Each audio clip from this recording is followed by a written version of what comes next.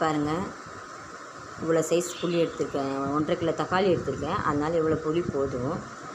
இதை அப்படியே போட்டு எல்லாம் ஒன்றா போட்டு நம்ம ஒரு நாள் ஃபுல்லாக ஊற வச்சுக்கலாம். இப்போ நம்ம தக்காளி ஊறுகாய் தாளிக்க போகிறோம். அதுக்கு என்னென்ன வச்சுருக்கேன்னு பாருங்கள்.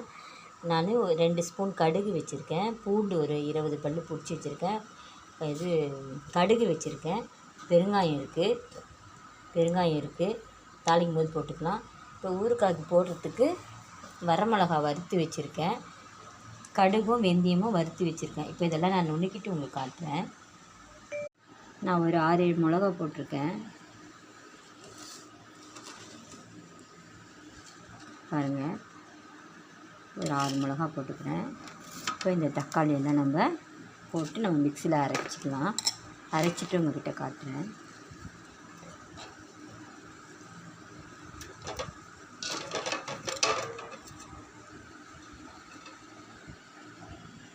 அரைச்சிட்டு காட்டுறேன் உங்களுக்கு. கடாயை வச்சுருக்கேன், எண்ணெய் ஊற்றிருக்கேன். நான் கோல்டு வினரில் தாங்க தாளிக்கிறேன். இப்போது இதுக்கு தேவையான பொருட்கள்: கடுகு, கடலைப்பருப்பு, பூண்டு, பெருங்காயம் வச்சுருக்கேன்.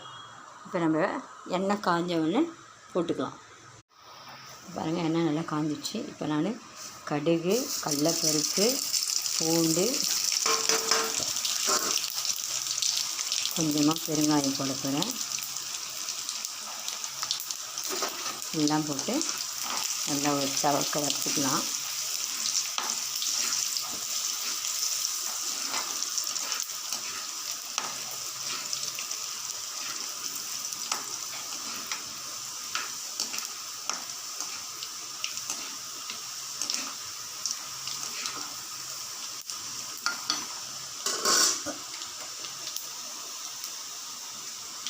இப்போ நாம்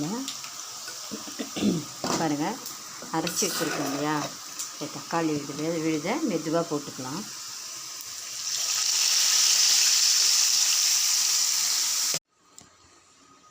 மக்களே பாருங்கள், அவ்வளோதான், ஊறுகாய் ரெடி ஆகிடுச்சு. இவ்வளோதாங்க, நல்லா வதங்கி சுருண்டி எண்ணெய் பாருங்கள், எண்ணெய் எப்படி திரிஞ்சு வருது பாருங்கள் மேலே.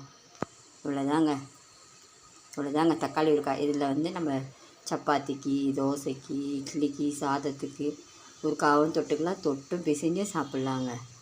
அவ்வளோதாங்க, பார்த்துக்கோங்க. வேணுன்றவங்க எனக்கு வாட்ஸ்அப்பில் நம்பர் இருக்குது, என்னோடய வாட்ஸ்அப் நம்பருக்கு கான்டாக்ட் பண்ணி பேசுங்க. நான் எல்லாமே வீட்டில் பொடியெல்லாம் அரைச்சி தாங்க நானும் பண்ணுறேன்.